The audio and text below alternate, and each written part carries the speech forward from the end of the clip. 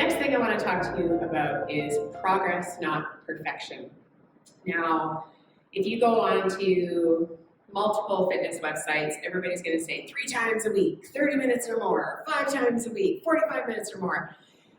And in a perfect bubble, maybe that's achievable, but we all have some sort of factors that can interfere with that, whether that's work-life balance or health issues, family issues. We aren't always going to have that much time, and that's actually sometimes, unfortunately, ends up being a barrier for some people, and so they opt to do nothing instead of doing something.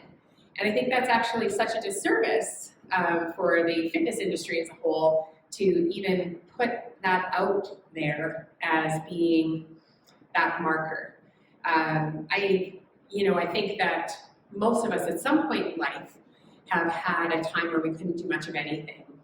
And then you see these people who make it look effortless.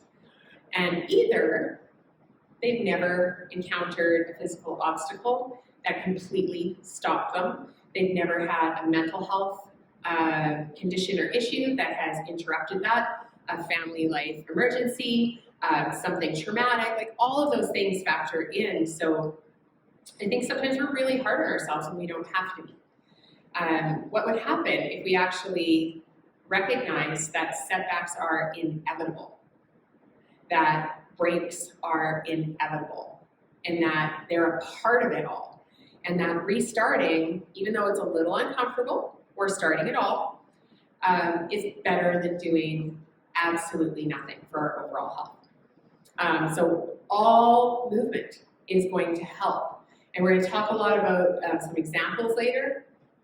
But, if you're having a bad flare, that might not be the day to go sit on a spin bike and torture yourself with pain and make things worse.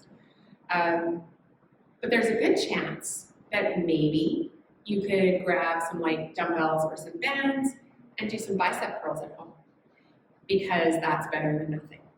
There's a good chance that if something's going on in the groin, that if you take a wider stance to do some squats, let's say, that's actually going to be better than doing something like a walk or anything that's going to create friction that's going to worsen your flare. The next thing is about adaptation. So all of our bodies need time to adapt to change. So when you pick somebody as this perfect example of being able to go out and climb mountains or ride the bike for 50 kilometers or lift a whole bunch of weight at the gym, whatever that idea might be, it's probably taken them a fair bit of time to get there. Years, actually.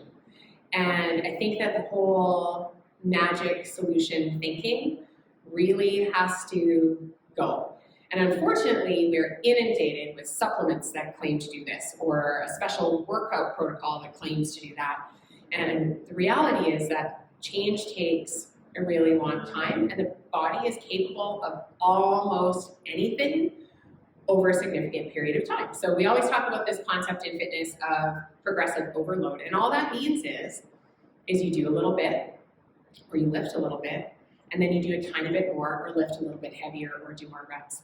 So it doesn't mean you immediately go from a 10-minute walk to an hour-long run. That can take a really, really, really long time and may not even be a wise thing for your body to do at this time. It might be actually counterintuitive to say that less is more. And what I mean by that is that once a week for a year is going to give you better health results than 3 to 5 times a week for 2 weeks, and then you quit altogether because the pain is unbelievable and you're tired and you have just flipped your brain completely upside down by drastically changing your routine and lifestyle. So gentle, slow changes over time are usually actually better for you and letting go of that should concept. I have a friend who always says, stop shitting on yourself, and that's one of my favorite things, because we have this idea that we have to have this perfect idea. There's something called non-exercise activity thermogenesis, or NEAT. And that's another way that we can actually improve our health, just by parking a little bit farther at the mall when we can, carrying a basket instead of pushing a cart maybe. On a day where you're feeling good, riding a bike to go get your coffee on a day off instead of going through the drive-thru. Parking at the Timmy's and walking in to get your coffee and walking out. All of those teeny tiny little changes over the course of the day actually add up. Going to a bathroom on a different floor of your house or your workplace, picking the one that's farther away from your desk. Those sound like such small things, but when you add them all up, they actually make a huge difference in how your body starts to function, and then the walks get easier, the bike rides get easier, right? So when you start adding in all of those tiny ways to add a little bit of movement in your day, you end up making bigger changes over time. One more thing I want to touch on now is the power of being outdoors.